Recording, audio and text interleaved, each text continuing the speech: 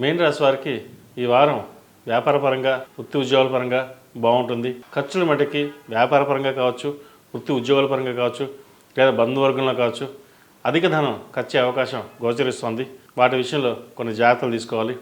అలాగే లోన్ల విషయంలో ఎంతవరకు తీర్చగలిగితే అంత తీర్చడానికి ప్రయత్నం చేయండి, లేకపోతే భవిష్యత్తులో ఇబ్బంది పడే సూచన కనిపిస్తుంది. అలాగే నూతన వ్యవహారాలు, నూతన వ్యాపారాలు ప్రారంభించడానికి ఇది మన సరైన సమయం.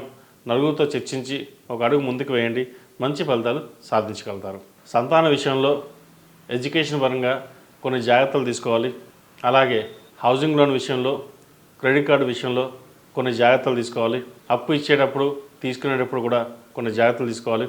అవసరానికి మించి ధనాన్ని కూడా ఖర్చు పెట్టకుండా ఉంటే అంత మంచి జరుగుతుంది. ఈ రాశిలో జన్మించిన వారికి కలిసి వచ్చే సంఖ్య 8, కలిసి వచ్చే దిక్కు తూర్పు, కలిసి వచ్చే రంగు ఎల్లో.